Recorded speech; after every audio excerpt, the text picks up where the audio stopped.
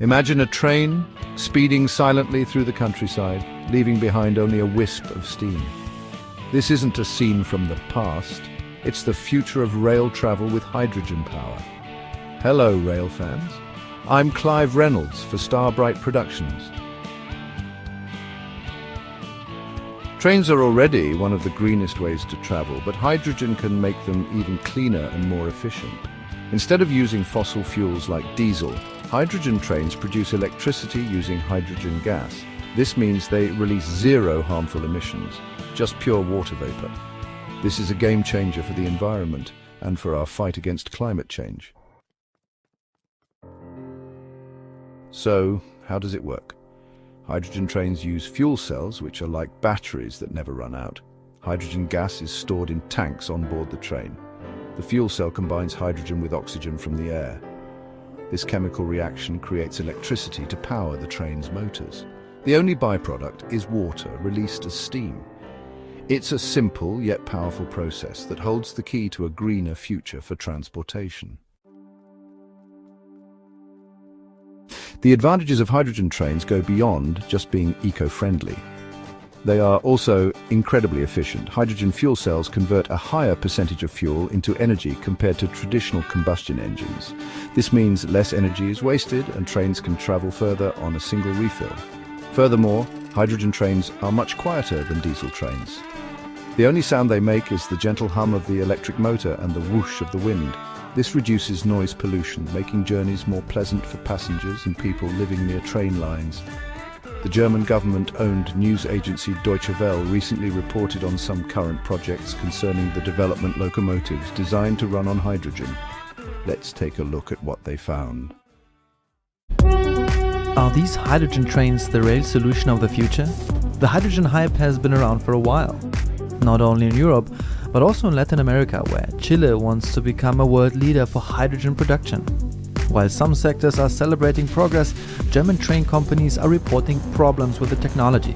Is hydrogen for rail nothing but hot air or the powertrain of the future? Chile is by far the world's biggest copper producer with a global market share of around a quarter.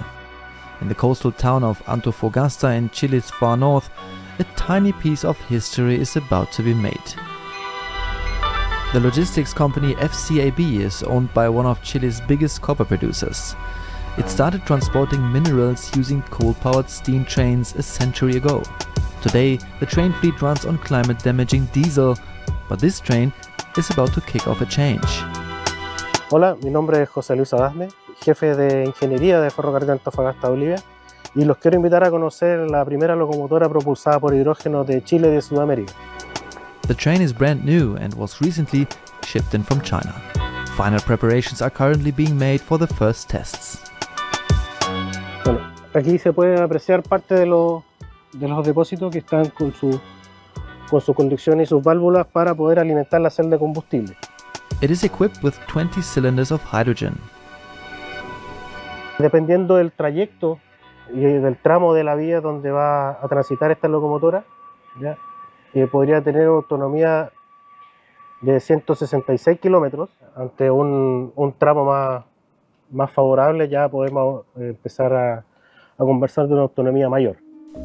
The train is first to be tested on a lower distance range between the company's deposits a few kilometers out of town and the port. Later on, the hope is for it to travel longer distances between the port, Bolivia and the copper mines. Every year, FCAB transports around 7 million tons of copper and other materials.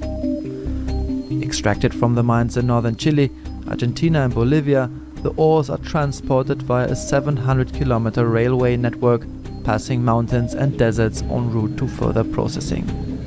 Decarbonizing the rail network is key to reaching the company's sustainability targets.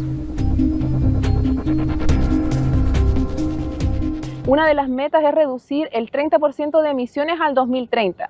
Y si nosotros vemos la caracterización del ferrocarril, la mayor cantidad de emisiones es a través de las locomotoras.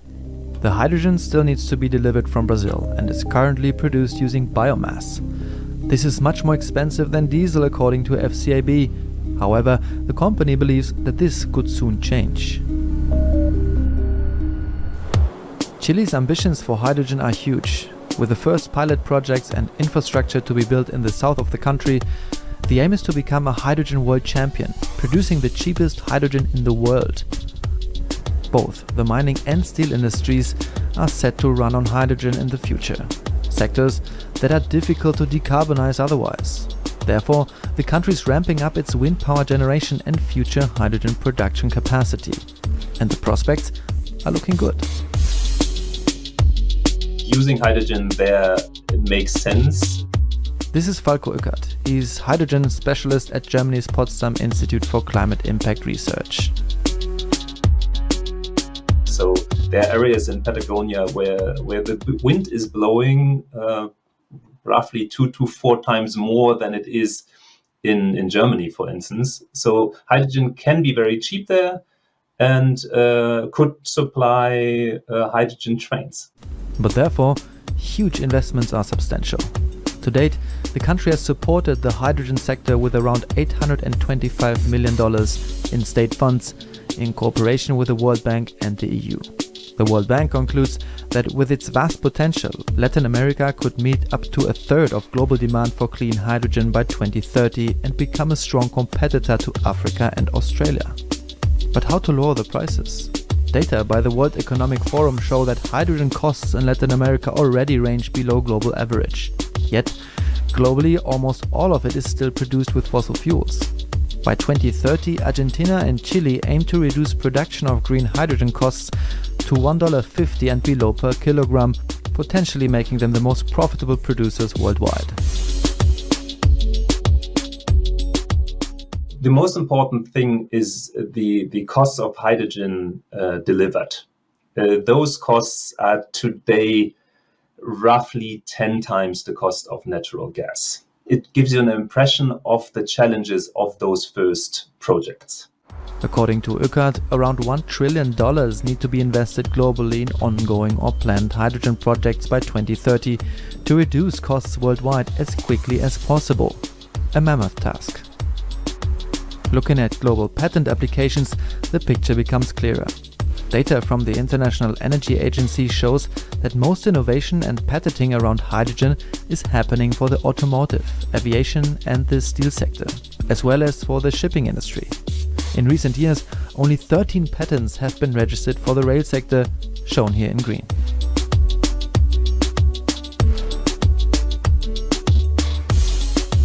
The vast potential boils down to those sectors specifically where you don't have other options. These include the steel and cement industries, but to some extent also the rail sector. The sustainability of rail is undoubted.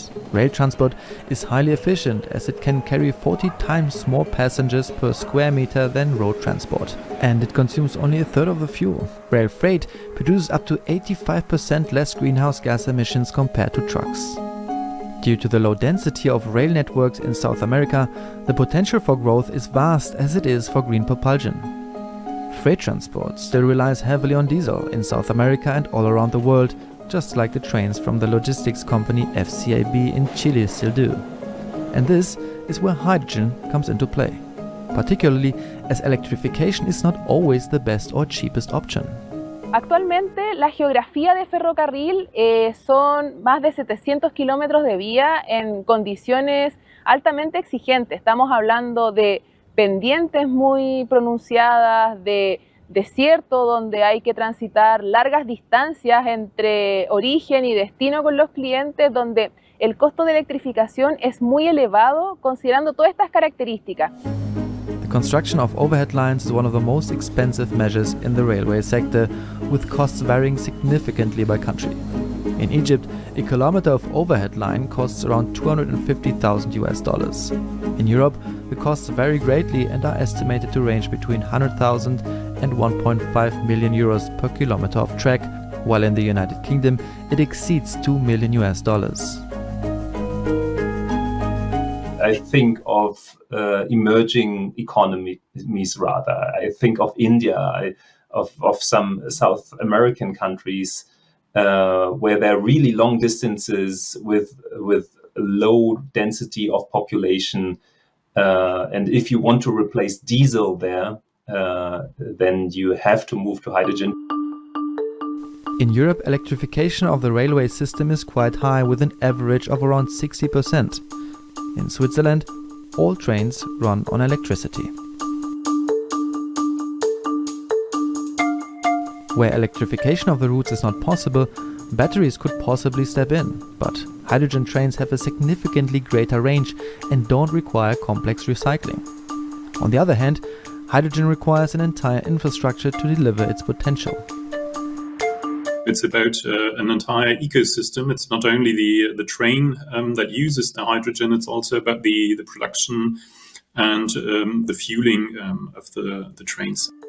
This is Marcel de la Haye from the Community of European Railway and Infrastructure Companies.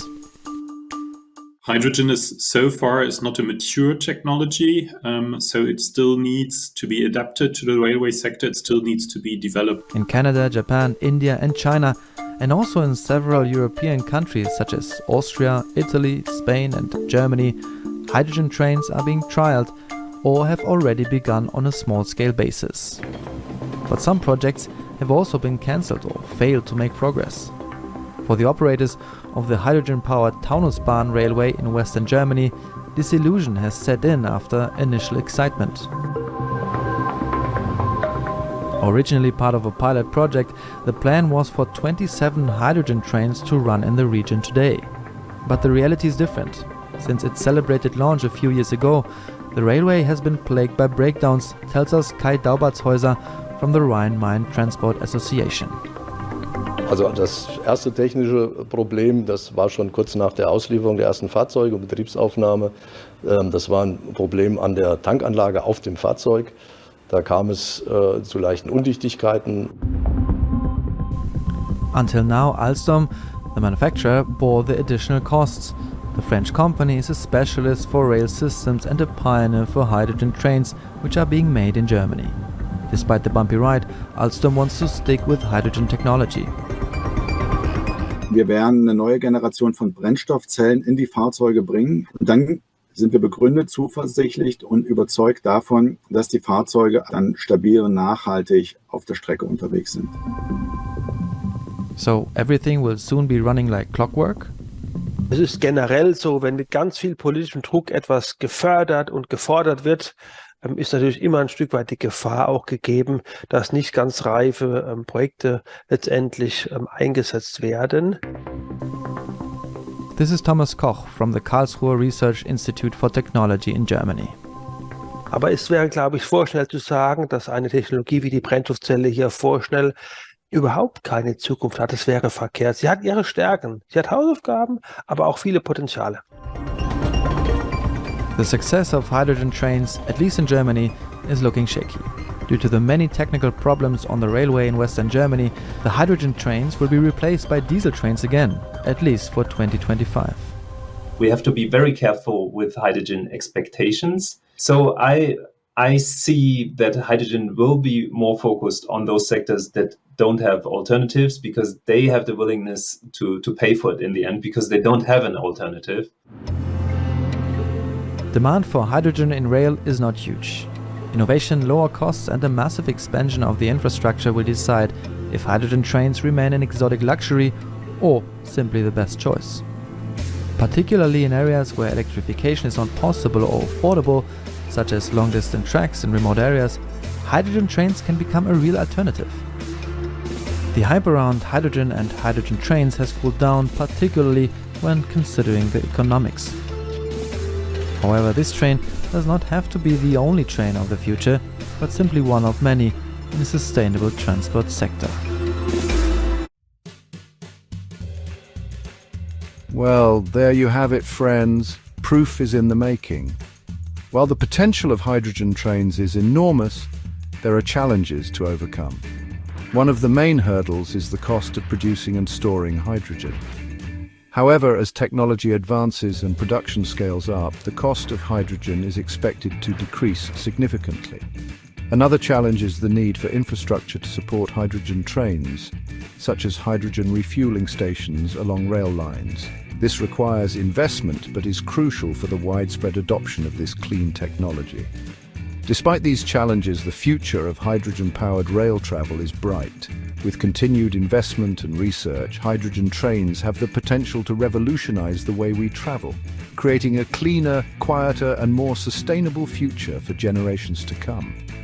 And that's it in a nutshell, Starbright fans. Sometimes the grass is greener on the other side. Don't forget to hit that like button and leave us a comment down below. Oh, and make sure to subscribe so you don't miss our next production. Until then, go plant a tree or something.